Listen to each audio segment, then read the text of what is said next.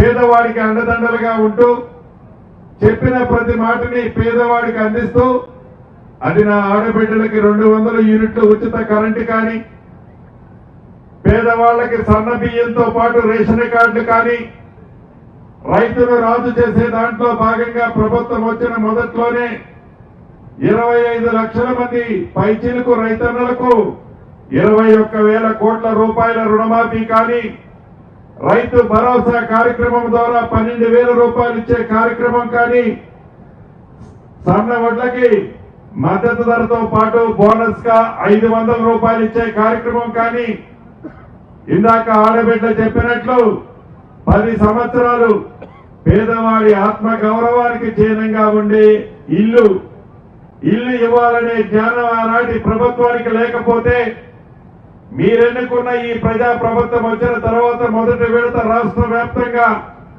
4.5 లక్షల ఇల్లు ప్రతి ఇంటికి 5 లక్షల రూపాయల చొప్పున ఇస్తూ రెండో విడత కూడా మొన్ననే ముఖ్యమంత్రి గారు చెప్పారు. జూన్ 2వ తారీఖు నాడు ఆదిలాబాద్ నుంచి రెండో విడత ఇల్లు కూడా ఈ ప్రభుత్వం ఇస్తుందనే తీపి కబురు మీకు చెప్పడం జరుగుతుంది. రెండో విడతే కాదు, 3వ విడత ఇస్తాం, 4వ విడత ఇస్తాం. రాష్ట్ర వ్యాప్తంగా ఏ పేదవారున్నారో, ఇది ఏ పార్టీ అని అడగాం, ఏ కులమని అడగాం, ఏ మతమని అడగాం. నువ్వు పేదవాళ్ళు అయి ఉంటే నీ ఆత్మ గౌరవానికి నీ అడ్రస్ కు సేనంగా ఇల్లు ఇచ్చే కార్యక్రమం ఇస్తామని చెప్పాం. అన్న మాట ప్రకారం ప్రతి పేదవాడికి ప్రతి పట్టణం ప్రతి గ్రామంలో కూడా ఇందిరమ్మ ఇల్లు ఇస్తున్నాం.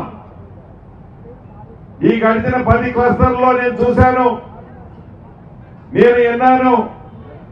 అధికారులు నేను ఇక్కడే కూర్చున్నాం, అత్యధికంగా ఇందిరమ్మ ఇల్లు కావాలని అప్లికేషన్లు వస్తున్నాయి.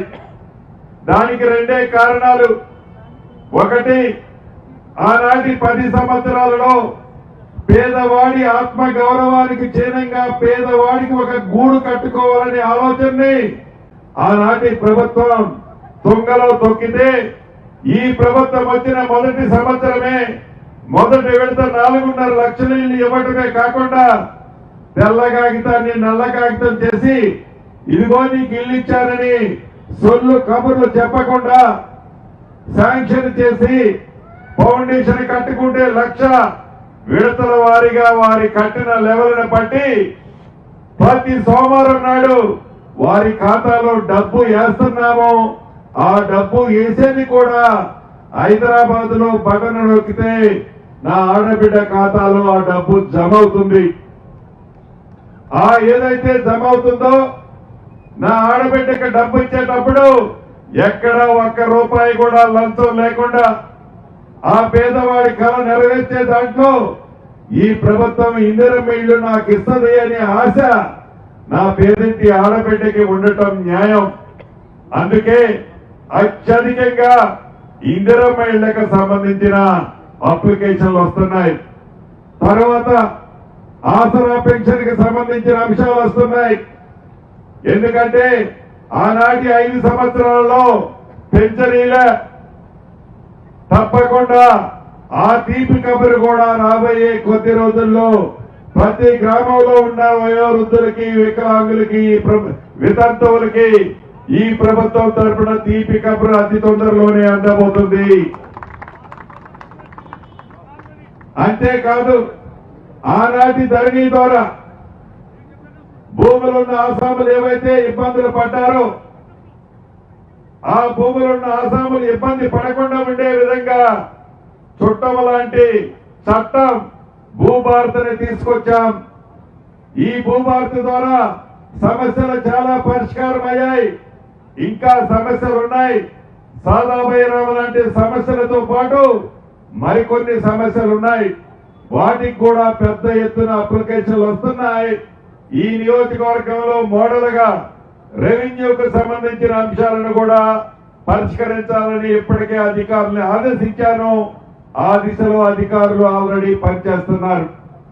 ఇక 4వది చిన్న చితక కార్యక్రమాలు. 200 యూనిట్లు రాలేదని కొద్దిమంది, గ్యాస్ కి సబ్సిడీ రాలేదని కొద్దిమంది, ఇలా మరికొంతమంది ఆడబిడ్డలు కూడా రావడం జరుగుతుంది. న్యాయమైన మీ సమస్యని ఈ ప్రభుత్వం చిత్తశుద్ధితో పరిష్కరిస్తుందని కూడా ఈ వేదిక ద్వారా మీకు తెలియజేస్తున్నాను. ఇది మీరు ఎన్నుకున్న ప్రభుత్వం. రైతులు రాజు చేసే కార్యక్రమాన్ని చేపట్టాం. ఆడబిడ్డలకు అండగా ఉంటామని చెప్పి అండగా ఉన్నాం. నిరుద్యోగ యువతకి ప్రభుత్వం వచ్చిన మొదటి 2 సంవత్సరాల్లోనే సుమారు 70,000 పైగా ఉద్యోగాలు ఈ ప్రభుత్వం వచ్చిన తర్వాతే ఇచ్చిన సంగతి నా నిరుద్యోగ తమ్ముళ్ళకి తెలుసు. ఇక్కడ ఒక విషయాన్ని మీరు గమనించాలి.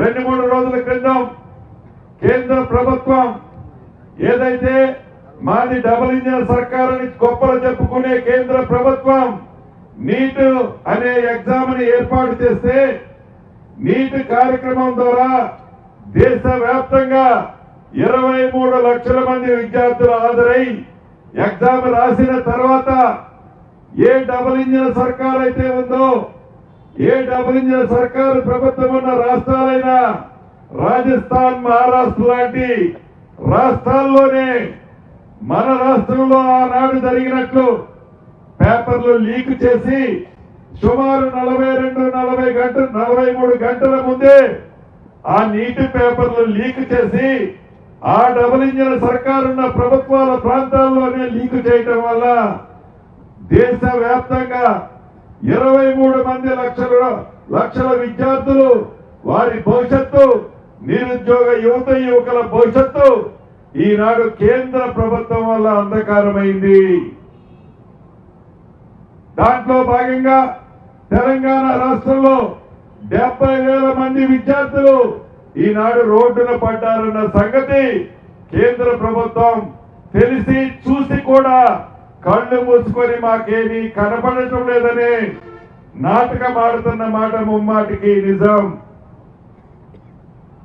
దీని మీద కేంద్ర ప్రభుత్వం ఇప్పటికీ సరిగా స్పందించడంలా ఈ ప్రభుత్వ పక్షాన, తెలంగాణ రాష్ట్ర ప్రజల పక్షాన, దేశంలో ఉండే నిరుద్యోగ యువకుల పక్షాన కేంద్ర ప్రభుత్వాన్ని ప్రశ్నిస్తున్నాం.